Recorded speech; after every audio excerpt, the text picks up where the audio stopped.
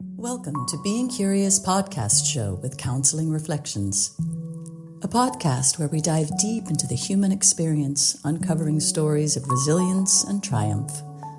We are proudly supported by Moskin, a UK-based skincare line infused with sea moss. Good morning, Dr. Shameela. Thank you for agreeing to be on Being Curious with Counseling Reflections. I feel so privileged. I feel so blessed. For transparency, Dr. Shameela lived next door, does some amazing work in the community that I'm based in. And during COVID, I think that's when I got to know you a bit more in terms of what you have done. But thank you. These are a set of questions to explore who you are, your philosophy in life. And I think the reason why I wanted to talk to you is because I had a sense that you do so much for others. And yeah, I didn't know exactly what you did because there seemed to be that there's lots of stuff going on for you as well. So I just wanted that conversation. Where to begin? Where are you now in your thinking, and what made you go into the profession of your choice? Well, that's it's a good question. Let's start with why I got into humanitarianism in the first place. I grew up as the first of my generation, right? So no pressure at all. The oldest of the entire next generation. I was born and brought up in East London, and I came from a really working class family. Mum worked with a local council. She was looking after adults with learning difficulties, and my dad worked for Ford. But with my dad, they were very encouraging in terms of academia, and I actually decided that I wanted to. At 13, I thought, right, I want to be a pilot. Did you? Actually, it wasn't. It was at 13. I said I wanted to be an air hostess because I thought it was really glamorous, and you travelled around the world and all of that. And my dad said to me when he found out, when I'd spoken to him, he said, "Beta," which is my daughter, my child, serving food on the ground, serving food in the air, what is the difference? Why don't you go to the front of the plane? And with no disrespect to people that serve food, it's just they weren't politically correct back then. He really instilled this kind of, you need to aim high, you need to aim much higher than your counterparts, your English counterparts, for example. Because we've always, as women of colour, this is something that we've always had to probably work harder than our counterparts to get to where we need to get to. So that was it. I was like, yep, I want to be a pilot. Used to have all these pictures of planes in my rooms and studied all the planes at that time. And but in reality, you have a plan, and then I feel that God has a plan. And what ended up happening was I ended up meeting my partner at 15, got married at 16, and had 4 kids in 5 years. So you went from I want to be a pilot to kind of meeting your partner at 15 and got married at 16. Did you know that was your path for you? Was it an arranged marriage, or was it love at first sight, or how did you know? That is a beautiful story in itself. So I think when most people hear this, they automatically assume that it was an arranged marriage because of where I'm from and my faith. But actually, my dad was horrified when he found out that I wanted to get married at that age. He was like, "Mona, you need to do your A levels. You need to complete your education." And I was like, I was actually 15, 16, going on 60, to be fair. I had an old soul. And when I met him, I think I knew that God made me incompatible with 99.9% to infinity men on the earth, and he put me with the one. So I knew, I just kind of like, yeah, he was the one. He needed work because he came from a very, they're just four brothers, and his mum really wrapped all of them in cotton wool. So that whole, training of how to be a husband and how to be a father after that, which was more important. But he was the one. He definitely was the one. And we've been married now 32 years, 3 decades. Wow. People do less for murder, Absolutely.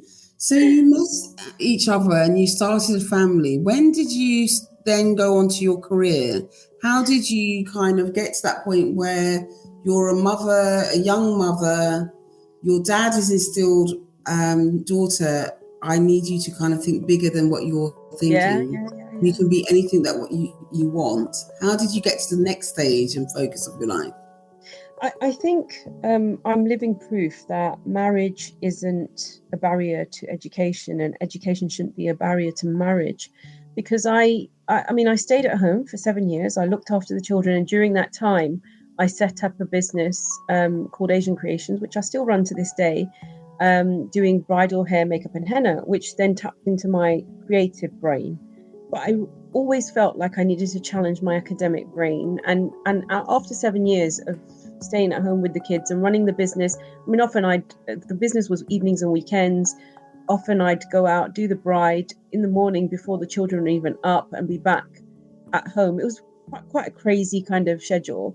But it was really, it's a huge honor to be part, and a privilege to be a part of somebody's big day, one of the most important days of their life. And actually I found those skills quite transferable later on when I went to medicine, because you're dealing with someone on what's one of the most important days of their life about how they want to look.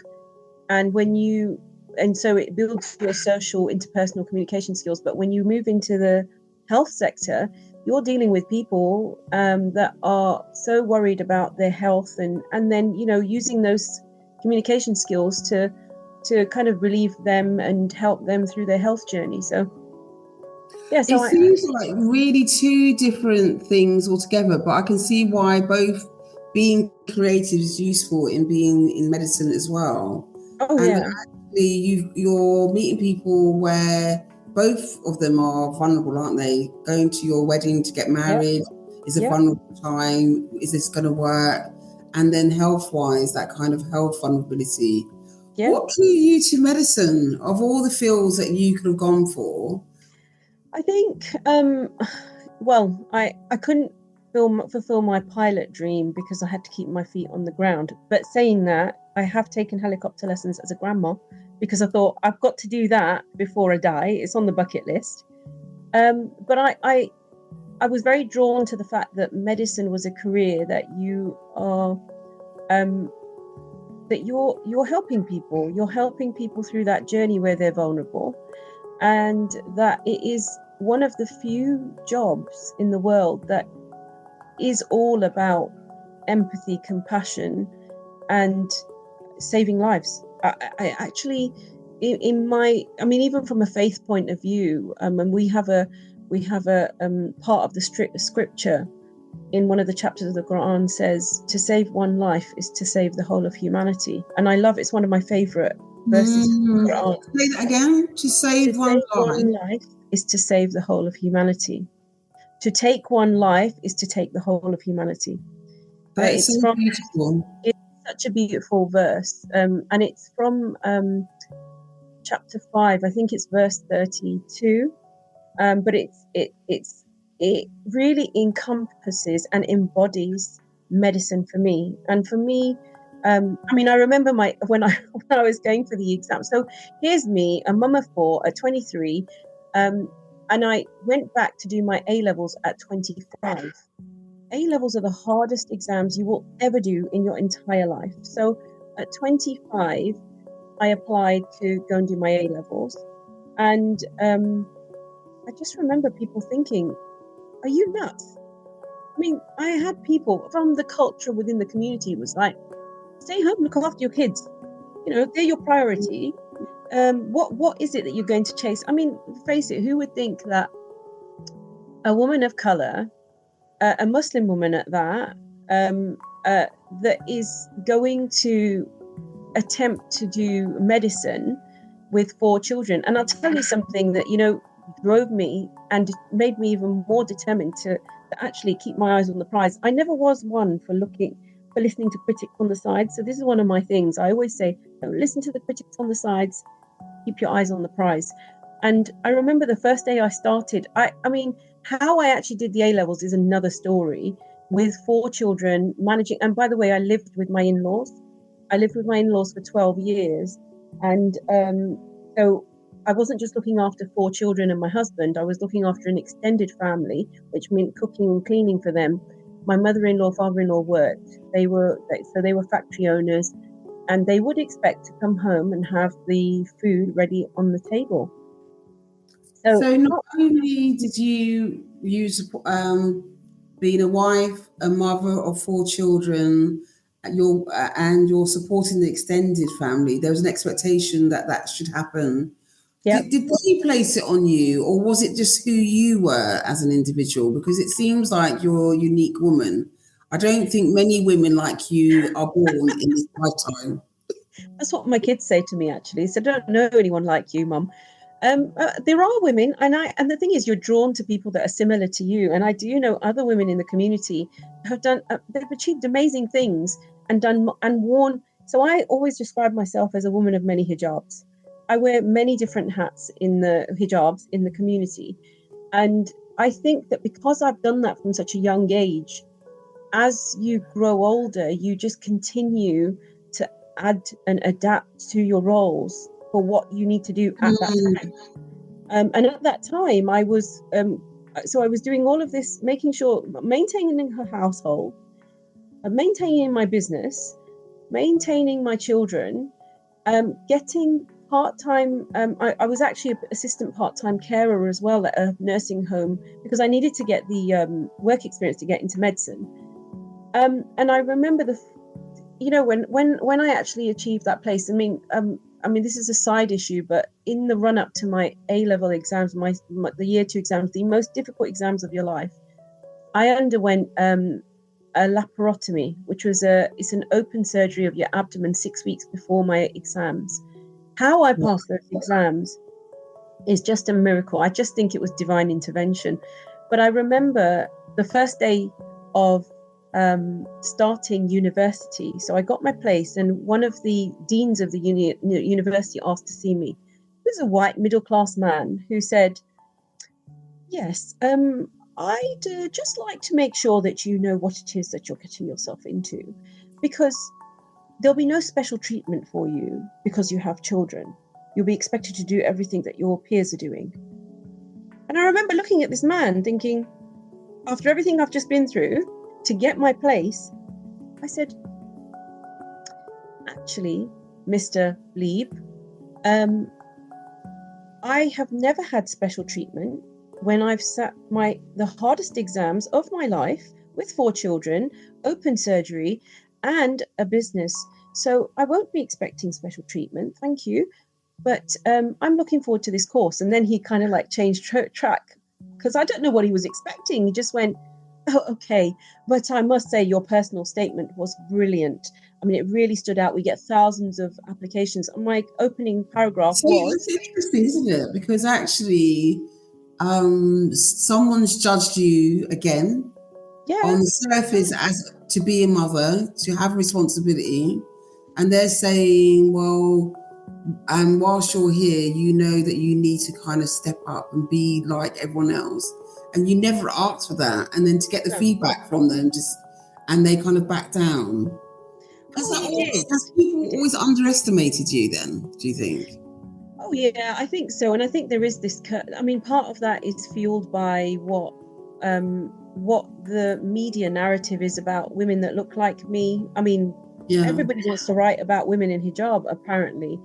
And the fact that there's almost this perception of submissiveness, kind of, not having your own agency to do something. Well, if anybody knows strong Muslim women, they'll know that actually we raise villages. So Mhm. so we've got to have the skill set to do that. And my opening statement, as I was about to say, for medical school was, as a full-time mother of 4 beautiful children, owner of my own business, assistant part-time carer, and full-time student, most people would think I was losing my sanity to apply for a course such as medicine. I'd like to think I can rise to the challenge. That was my opening statement, to set myself apart from all the thousands of other applicants that they get. So, like I said, yeah, it was a huge achievement to get into medicine in the first place, and then, to balance everything, with the children, with the business. And what my husband and I did was actually support each other, because I eventually moved out of my in-laws' house. We moved to Manchester, and we just relied on each other. So when he needed to, so he hadn't educated at academic at university level either, so he started doing his accountancy exams. So one year I'd take a year out, a gap 1 year I took a gap year out so that he could finish his exams, and another year he took a gap year out so that I could finish my exams. We could just both get through it. And the happy ending to that story is that we managed to educate our children for the best part of it privately, and they are now working professionals in their own right. And we took on a lot of debt to do that, but we made sure that they didn't. Oh, that is amazing. My question to you is what was it like to go through medical school at that time? Given that, probably traditionally, I wonder, or at that time, was there enough diversity in the systems in terms of Muslim women, people of color? Was it predominantly white, middle class?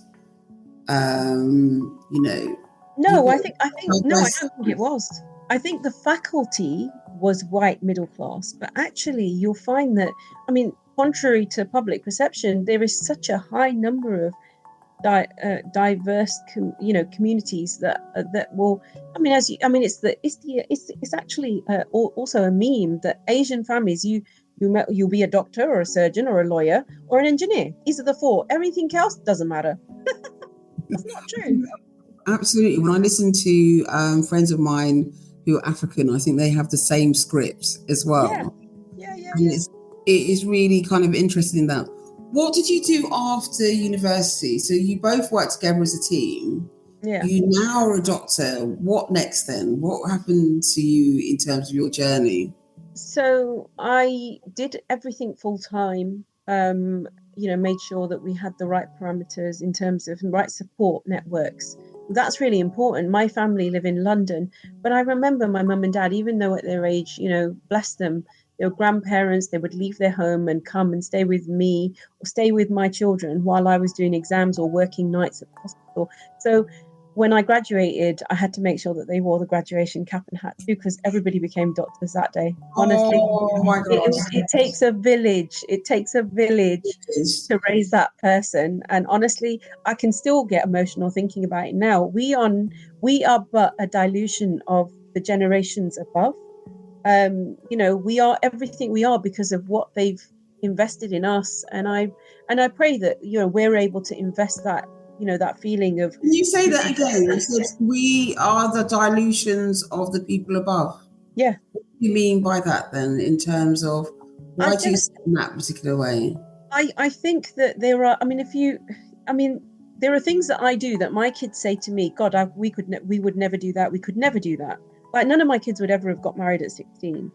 But they were close. My son got married at 21 and my daughter got married at 21 as well, 22 maybe. So, but not quite as close. And I feel like I probably couldn't do what my mum and dad did because they arrived in the UK, had to then adapt to being in a very it was a racist culture back then. The people coming for immigrants. Basically, nothing's changed, does it? 3, 4 decades, 5, 6 decades later, you're still seeing the same rhetoric used by politicians to say that everything that's wrong in society is because of immigration and people that come from other countries. I beg to differ. I And think, and it's really sad when you think that the country in itself is full of immigrants. It's been a legacy of immigration and movement and richness. And when you look at food and opportunity and design, it's come from everywhere around the world, brought by everyone from around the world. Yeah. What made you come to Manchester? Because you're a Londoner, you know. I married the dude, didn't I? And the dude was in Manchester, so I had to follow the dude, and I did come to Manchester. So I moved out of my family home at 16. But you know, we're a close knit family, so you know, I remember going back a few times. I mean, I came out of a inner city urban area, and I remember they used to live in a place on the outskirts of Manchester where you could see the hills and the mountains and the sheep, which is fine for a little while, but then you just think, God, where am I? I need the tube. I need London takeaways being nearby or something like that. But I mean, you get used to it, and I think you make your home wherever you are. Because I mean, thinking about it, I'm so glad that my children grew up in the Northwest.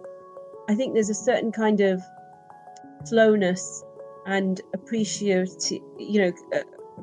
nature of being in the North. London is so fast paced, and people don't have time for one another.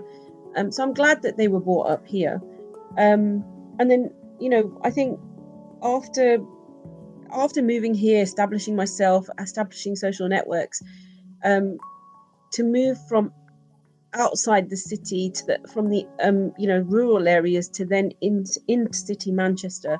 So I moved here when I was doing my medical degree because I needed to do my training at the hospitals, and I did that full time. I did my foundation training full time. I did my GP training. So when I got to GP training, that's when I actually decided to step down to less than full-time training, because that was the time where my children were hitting the teenage years, and I really felt that you've got to have your eye on the ball with teenagers. And if they don't have your ear, they'll have somebody else's, which is a very dangerous time, I think, with the next generation. So when I say the dilution of those above, they didn't have to deal with a lot of the things that we're dealing with now and the vices in society. They had different vices to deal with in society. And if you go the generation above, so for us, you know, when people say what inspired me to get into humanitarian work, particularly, it's in our blood. We come from a family of humanitarians. My maternal grandmother, I'm a grandmother now, my maternal grandmother's still alive. She's 94 and she's still providing humanitarian relief at her age. And my paternal grandfather, God rest his soul, one day came home. We grew up with these stories of humanitarianism. He grew up, my dad said to me once that my grandfather came home without his shirt on. And my grandmother said to him, "Where's your shirt?" And he said, "Somebody needy came in past where I was working today. He wasn't in a hurry. He couldn't stop. And he didn't have clothes to wear. So I gave him mine." It's like, Wow. You don't get that. That doesn't happen now. You know, So your humanitarianism started from the family, started from your grandparents or your great grandparents. Yeah, I think even generations before that. Were they community activists naturally? Yeah. What was it that kind of made them think that way? Because we live in a society where we're individualistic and people don't often think about community. You're right. What is it about your family, your community, that your network and your family were able to tap into and be more than just themselves? I think a lot of that, Cornetta, comes from the fact that humanitarianism is rooted in our faith. And if you are from a faith community, it's always about pluralism. It's always about helping the collective good for everybody. This whole thing about living in a more, I would say, secular society, which is now, you know, YOLO, you only live once, and, you know, it's all about you do you and just concentrate. And really the whole individualistic nature of society has meant that I think that we don't have that cohesion that we used to have. People are living in silos, and you see that across communities.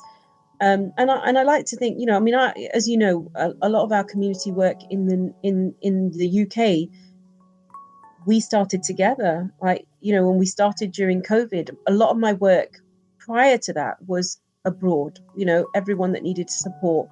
in different parts of the world. But when COVID happened, all of a sudden I couldn't travel. And then we got to know those people that were around us. All of a sudden you had the time to use some of that common good and that collective effort and to bring people together. And I think that's what happened in COVID. Now we're reversing all of that work and going back to what it was before. Was a special time, wasn't it? It was a very stressful time. And you're saying that actually your work took you elsewhere in the world. Was you surprised of the need that COVID exposed? Yes, I was. I mean, you always know that, I'd been doing, humanitarian work overseas for years, and the odd kind of like something would come up in the community. Oh, there's someone nearby, they're homeless, or but there was always this perception that we live in the UK, nobody needs anything in the UK. Everybody's looked after by the government. But what happens when the government isn't looking after anybody, and the government's only looking after its own interests? I think at the time, it was just, we're under a Tory government, and we all know what happened during that time, where there was certain rules imposed for the working class, but for the elite, they're having parties behind closed doors. And the trauma, the PTSD that's come from COVID is going to last for a long time. I'm still dealing with people in the community. I during that time, I don't know if this is something that you know, but at the time, I was training people to cook en masse in the community. So we were cooking hot meals from that house where we lived in Ashton, providing for the homeless, kind of hubs around Tameside, but also Manchester. But at the same time, there was no one. So in the Muslim faith, in the Muslim tradition, when a person dies, they're washed in a certain way, and they're shrouded, and then they're buried.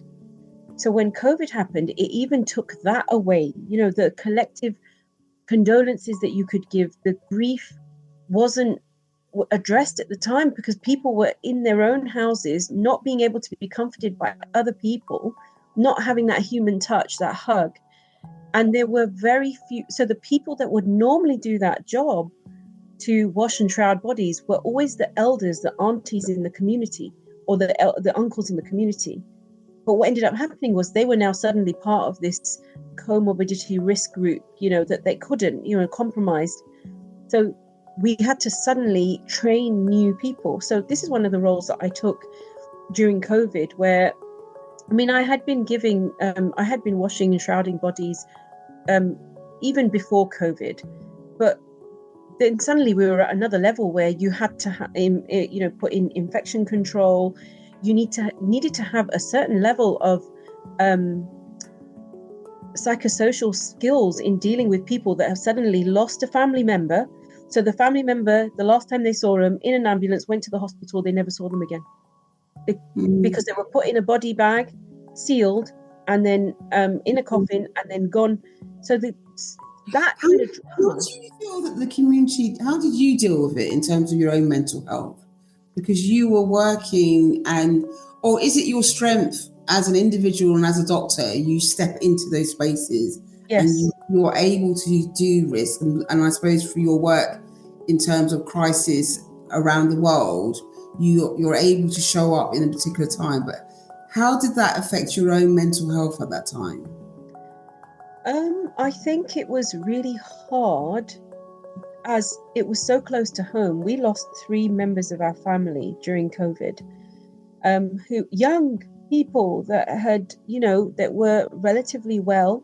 They'd gotten ill and then gone to the hospital, spent a 2-month stint, and that's it. They're gone. So it was difficult, but I suppose you adapt to the situation that you're in. You go into almost like an emergency mode, like it's like autopilot. You've got to make sure that you are. I think maybe it comes with being the oldest of the generation as well, that you have this constant need to protect everybody, and in that, so you have to be strong all the time. Don't get me wrong, I'm not a cyborg. I have my cries, mostly on my own when I need to, but I feel like I think especially women, we prop up so much at the same time. And COVID was a time where it needed community leaders to come together to actually make sure that no more people were going to die from this disease. So that meant, because I was from a medical background, so myself and another, he was a brother of a medical friend of mine who had gone to med school with me. He was also a doctor GP. He was, so women wash women and men wash the men.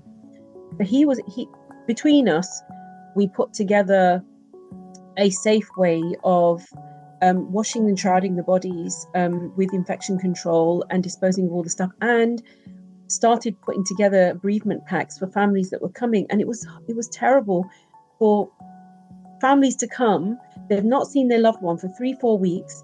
They see them for half an hour standing outside. So we had to push the coffin out of the washroom. They couldn't touch them. And imagine somebody saying to me, I remember, I do still have, I think, some PTSD from when I remember someone said to me, "Can I kiss my mother?" And I said, "I'm so sorry, you can't." Because we don't want you to be ill, and to tell somebody that there is a chance. I have shivers because my mum also passed away during COVID. Oh, I'm so sorry. And also when I think about how a Caribbean would celebrate life and death, you couldn't have, I think it was saying you could only have 25 people, less than 25 going to a funeral. Well, if anyone's ever gone to a Caribbean funeral, that's not happening. It's actually absolutely life. It's with food and it's with a great gust of faith, and so I'm listening to you and it's giving me shivers because it's actually taken me down, and I really recognize the sense of this PTSD. I think around that time, so many people around us died, but there was also a great fear in the community because it felt there was a disproportionate number of people of color passing away at the time, and we weren't understanding why, we weren't getting the information as to why. So I can actually see, but I also am aware that people like yourselves who are working in the community and doing these special roles within the community, a part of your own work and beliefs, also don't have time to grieve, or also don't have time to take on your own trauma and exposure to PTSD until much later. Well, what I started doing, which I thought was quite cathartic, was to actually write down what I was feeling after I came out of each of those. And we did so many. So each of those funerals and washing the body. I mean, it was almost, you took all the emotion out of it because it became a clinical scenario where I'd go in, take out the tube, because these bodies were coming with everything in them: the ET tube, the cannulas, the bladder catheters, the tracheostomies, the stoma bags. So if you have no idea of how to, so I still teach that skill in the community now. I developed a teaching module called How to Safely Wash and Shroud an Infected Patient. And I still teach that in community centres and mosques all over the UK, where I felt that this skill shouldn't be reserved for just the elders in any community. Everyone should know. And actually, from a faith point of view, this right is always the families first, not the mosque team. So if you empower more people on, right, this is how you do this. If you've never seen this before, this is how you wash a body. And I always talk the family through it first, so that when they're in that room, many of them have never seen a dead body before. And the first time they're seeing it is their loved one. It shouldn't be that way. We should train and build capacity within our communities for that skill. So, Shameela, what stops people gaining that skill and that insight? Why is it that you understood this and other people before you didn't? What was it? Was it the uniqueness of the time in which things happened? But there's also something about your ability to see things that other people can't see. Yeah, that's true. But I think there is, it's in every culture and every community. There's almost this kind of, I own this. This is my mosque, and I want to do this my way.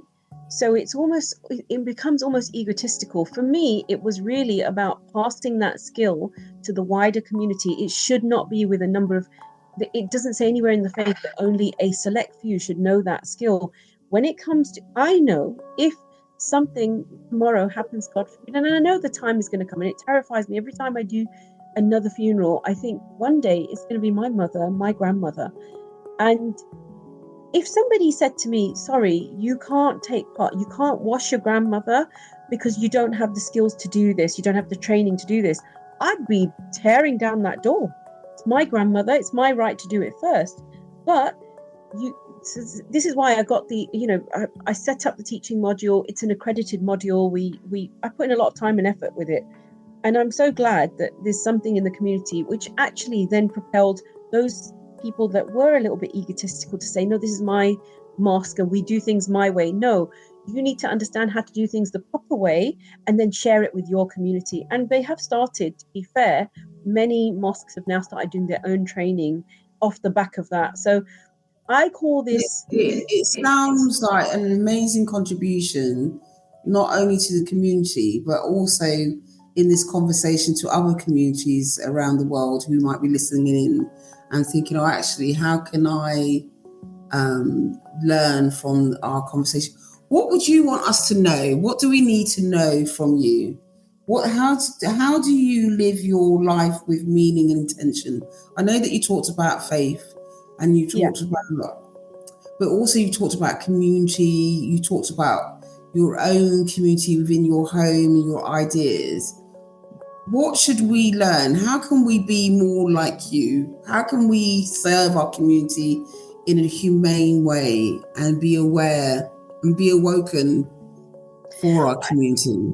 I think before you get to the stage about what the community needs and what you can do, I think everybody has to identify what their capacity is and what skill set they have that can benefit the community around you.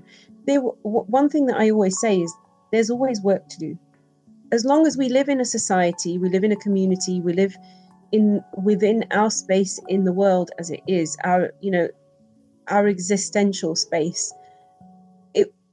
We're a social people. Humans were by design are social creatures, and there's always some challenges that come in society. There are things going on, people that may not have the privileges that you have. So first, it's a recognition of what privileges you have, and I always say, if you have a roof over your head, money in your pocket, and food on your table, then you're in the top 1% of people around the globe, because many people don't have those privileges.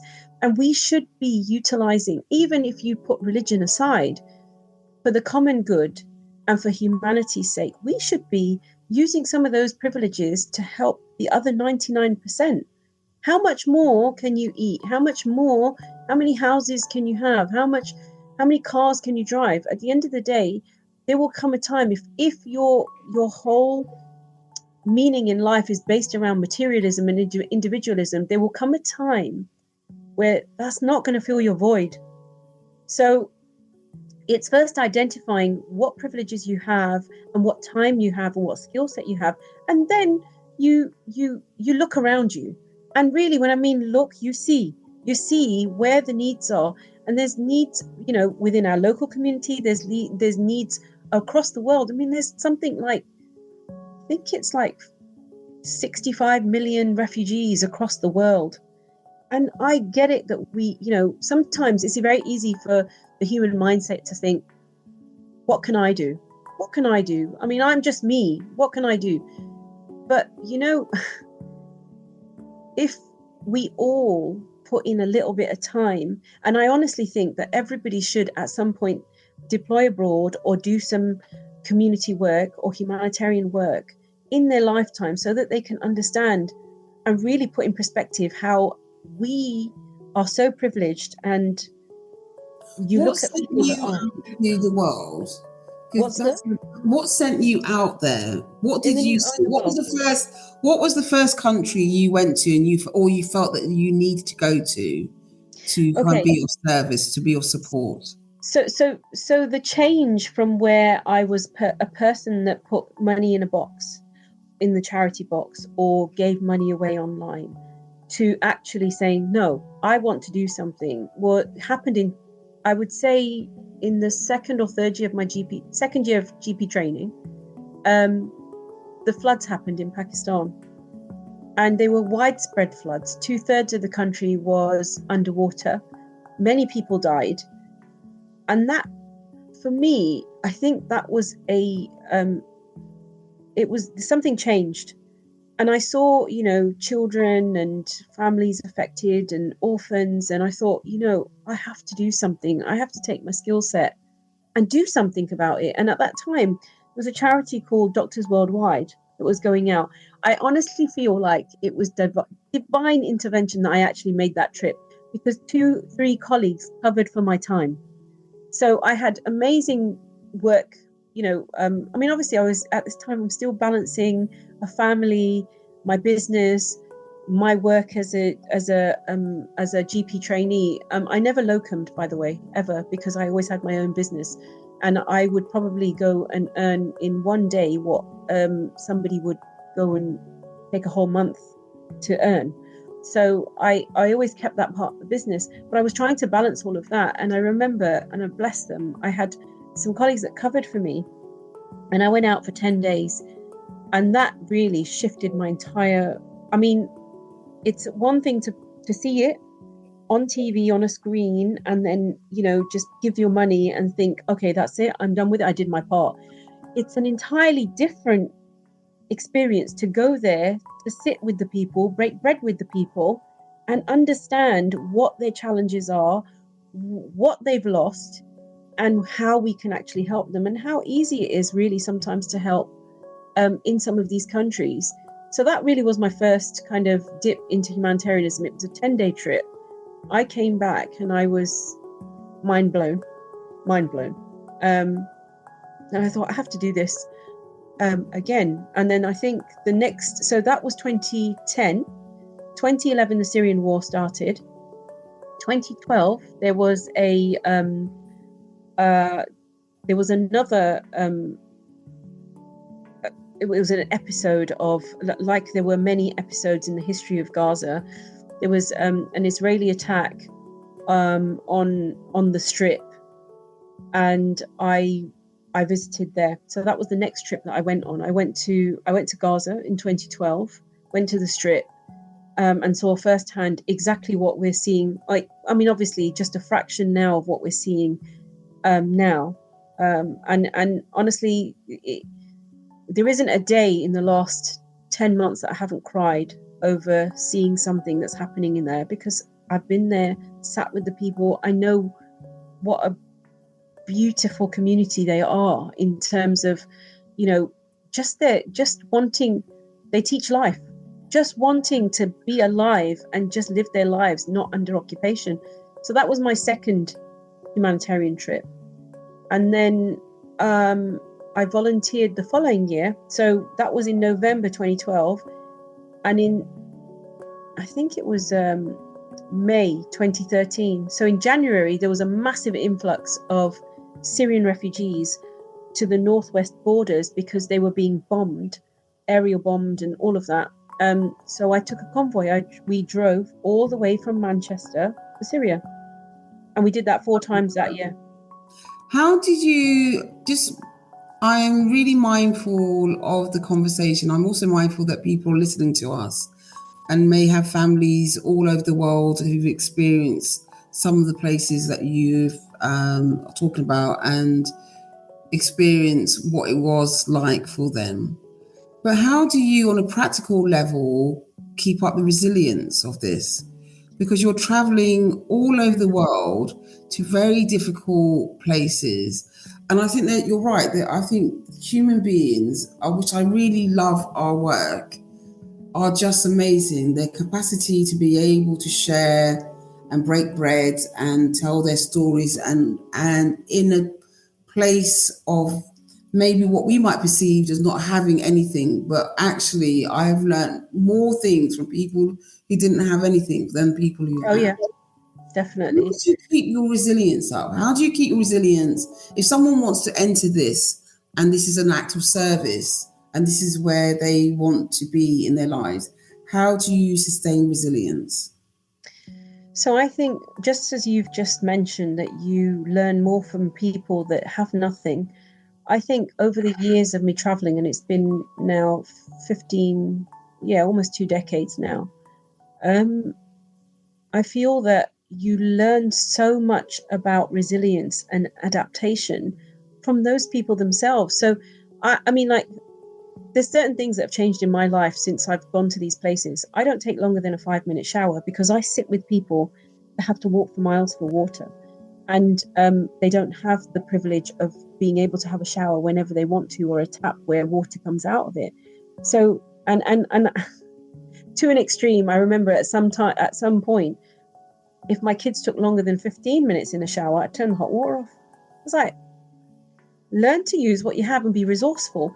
I think building resilience happens when you do travel and you do sit with different people that have different cultures and people that have been through immense trauma and horrific stories, and they've lived to tell the tale, and they're surviving, and if you give them some support, they thrive.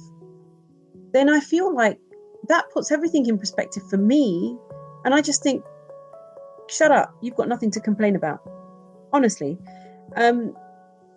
The other part of I mean, obviously, like I said to you, I'm not a cyborg. You do get affected by these things, and I think to build resilience, it takes wisdom over years, of how to, right, I'm going to choose this battle because this is what I have capacity for right now, and I will deal with this. And you learn to, I mean, we do this as medics. You have to learn to prioritize. You can have 15 different patients that are on a different priority level. One is about to imminently go into cardiac arrest. The other person is wreaking havoc on another ward because they need some, sedative to put them to sleep, and some other nurse is calling you. But you learn to prioritize what needs to go first, second, third, fourth, fifth, sixth. And I think it's a transferable skill. You use it in other parts of your life as well. And I think, I suppose, when people say, what's the secret? I think I've learned to compartmentalize. Have you? Yeah, I've learned to compartmentalize. I have to put that away. I mean, I can give you an example. Let's say from my medical job. I remember once I had a patient who had come in. He had to have surgery. I clocked him in. He had to have surgery for, they wanted to have explorative surgery. It was a massive surgery. It was called a Whipple's procedure, where they cut you from under the arm and then they separate the ribs and then they go and they have a look at, it was a lot. Anyway, when they went in, there was cancer spots everywhere. And I remember the surgeon saying, closing back up is palliative care only. So they closed him up, and I went back to, when he came round, they spoke to him, but very briefly. When they left, he said, Doc, can I speak to you, please? I said, of course you can. And he said, tell me, just be real with me, how long have I got? And I said, and we're used to breaking bad news, yeah?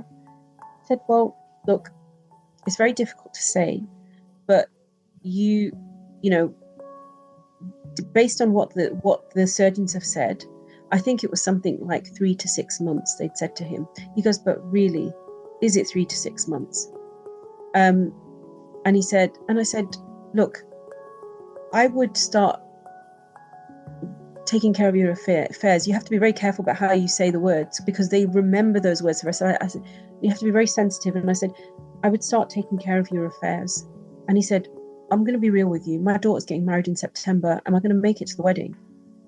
And I remember feeling this overwhelming sadness in my chest. And I just said to him, I said, look, I think you should do things sooner rather than later. And he looked at me and he said, can I hug you? As a Muslim woman, that's not part of my faith tradition. But in that moment was not the moment for me to say, no, sorry, it's not part of my faith tradition. I just said, of course you can. He hugged me. I remember walking away, and I still get upset thinking about him. Because I just remember walking into the corridor and just bawling my eyes out, because we're not cyborgs. At the end of the day, you know, I think it's inbuilt is with some people. I mean, I'm an empathist, I suppose. And I remember having to then become completely poker faced and come home, go to the next patient, do all of that, then come home and deal with my children and put a smile on as if nothing had happened. So you learn to compartmentalize to get you through that. And I think it's a survival kind of Wow. skill. It's a survival skill. Yes, I'm blown away. I don't even know what to kind of say with that. I can imagine not only for him and for you, it was a really intimate and special moment. Yeah. Vulnerability on your side, where someone's asking you something and you know that you have to be sensitive to them. Yeah. And vulnerability on their side, because they are aware that actually their life is ebony away. So my question to you would, and I know it seems like a kind of random question, well, in your work where you see so much trauma and you see so much loss, what does success look like then? How do we then say this is a successful day? Like, I can kind of, clients who leave me, I think, oh wow, this is a wonderful moment. They've got what they needed to and they've left. When you're in spaces where there's so much difficulty, or you're meeting someone at the end of their life, what does success look like for you? I think success is where you are able to tap into what that person needs at that moment and beyond, and be able to give them that handhold to guide them through those difficult times of their journey. And we see that a lot in the field. You know, the best success stories are those where you see people that have overcome the challenges, and you've been a part of that journey, and then suddenly they're not just surviving, they're thriving. And an example of that could be some of the people that we provide livelihoods to. I met last year, we went to Yemen. Obviously Yemen has been for the last I think at the moment things are slightly better there, but it has been subject to horrific war crimes, I would say, in terms of the bombing of a civilian population, the starvation of a civilian population. And I remember meeting this lady, and I suppose we all judge a little bit, you know, even though we it's human nature, isn't it, that you look at something and what you see visually, whatever your experience has been of a person like that, you've got kind of like those perceptions and maybe stereotypes and tropes in your head.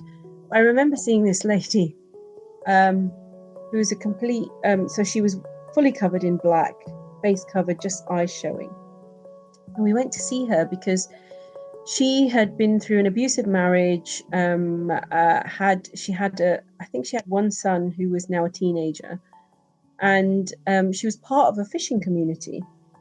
And she was one of our livelihood recipients, and the team were really keen. The field team were really keen and said, "Doc, you need to meet her." And I knew why when I saw her, the first time I saw her. So she had henna all over her hands, really nice, and on her feet, which is, you know, you don't usually see that. You know, these women wear gloves, so then, you know, but she was comfortable within her community. And I said, "What is it that you do through the interpreter?" And she said, "I'm a diver." And I said, "A diver?" I said, "Okay." So her business, her livelihood that we supported her with, was that she would dive and get these shells and trinkets and stuff from the bottom of the sea, and they would make things from it. And then and she's got a community of women that do that, and their stuff is being sold now internationally, even in the Gulf countries. But aside from that, she was a community activist, because what was happening is the younger generation, they were losing fishermen at sea. And because they come from a family of generational fishing communities and families, the seas are changing because of global warming, and there are more rougher tides, and they can't estimate it. And so they started training the fishermen, and going out and training on the waters, making sure that survival techniques and all that. And I'm looking at this, and the only question that could come to my mind was, how do you dive?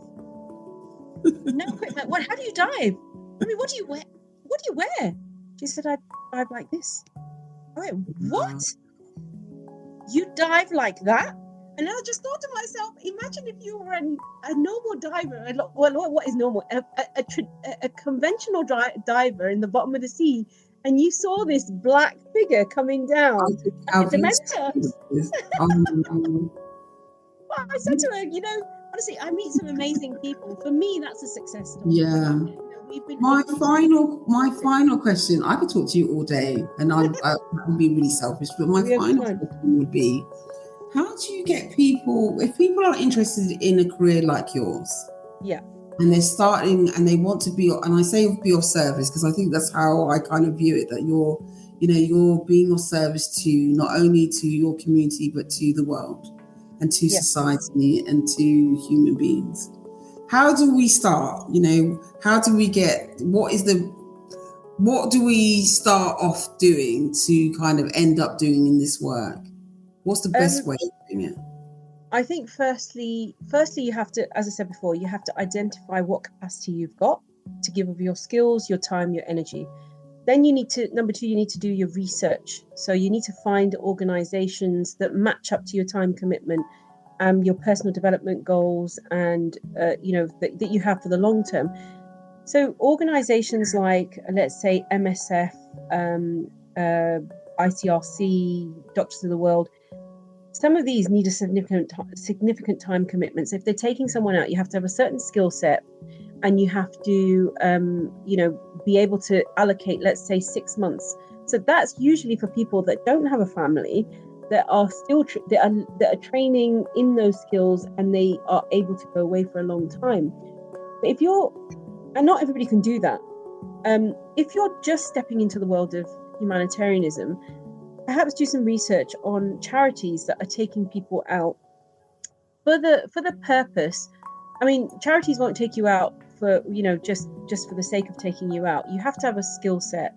But even if you don't have a skill set and you want to, let's say, fundraise and be able to give out that aid yourself, there'll be a prerequisite. So you need to fundraise a certain level before you're considered to go out. If you have a skill set, then they will match that up with the field team and say, okay, so for example, we've got in some of our Syrian projects, we've got psychosocial support for those that have survived the war, been a victim of sexual assault, physical assault, abuse, all of that. So let's say you had that skill set. You're a psychotherapist, or you're somebody that has done that's a consultant. So we've taken consultant psychiatrists out before, and other people that work in mental health. So you'd fundraise, and then you would go out on the mission, and you'd be matched to the team that are dealing in that. And then that way you can take your expertise. Maybe you can teach the local population about the local team about things. So our media marketing team will also do the same. They will teach the etiquettes of how to sensitively film, ask questions in the field, because these are people that are going through PTSD, depression, anxiety, trauma, so you've got to be really, there is a certain level of training that you need to have. There is safeguarding training, DBS checks, social media training, and also security training. All of this stuff needs to be done before you even go out on a deployment. So that's something that you need to make sure that the charity that you're going with isn't just taking you for the sake of you being a cash cow, bringing money into the charity. What we want as a charity, as an organization, is to be able to take people out, responsible people that can go out, and you are responsible for yourself first and foremost, and then the team, respect for the local cultures. But more importantly, when you're sat with people that we are supporting and we're serving, that you're firstly, you do it with complete humility. And that means that there's a certain etiquette. I'm thinking of developing a teaching module about this, certain things that, like, for example, not wearing sunglasses in a refugee camp. I think even in training as a psychotherapist or counsellor, we skim through certain modules and we actually miss a lot of cultural referencing. Yeah. Not because the courses are intentionally doing that, but because the course has to compact so much in 3 years of training or a year's worth of training. But there's something about understanding cultural values, etiquettes, and ways of doing language, because we're speaking English, but we are in processing the language very differently, and I think it's really important.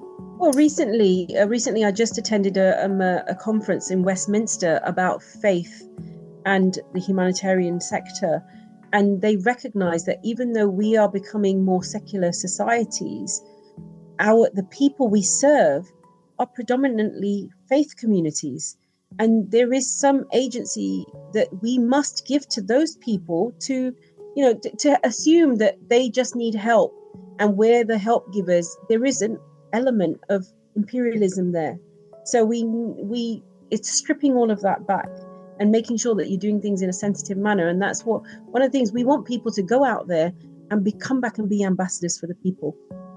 That's what we want. Dr. Shameela, where can we find you and do your courses? Where are you listed in the world? Well, when I'm back in the country, I can be found anywhere. Our offices are in Salford, and to follow the work that I do, you just on Instagram, it's at Dr. Shameela, just DR and then the word Shameela, SHAMEELA. It's my full name as it is on the screen for Facebook. But that's where I'll post most of my stuff. And if you want to join the broadcast, just send me a message through yourself and I'll join you onto the broadcast list. Thank you. I feel deeply honoured, and it's been a pleasure. I feel like there's so much I could have asked you but didn't. I will go away from this podcast thinking, oh my gosh, why did I say that? But what I really do feel that you've offered us a beautiful insight into the world in which you encompass and live in, and that actually it is of service of others, and that's something that I really value as a human being. But not only do you talk about it, that you're actively pursuing it. And one of the things that I absolutely adore about you, in terms of me being a female, thinking about how do I show up in the world, there's nothing stopping you. If you've got 10 kids, if you've got one, if you haven't got any, there is nothing stopping you.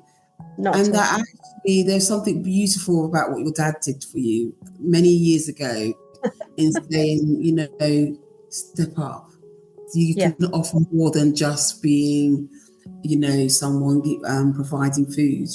And there's nothing wrong in that. So thank you very much for being curious with me on Being Curious with Counselling. You're welcome. Thank you for having me.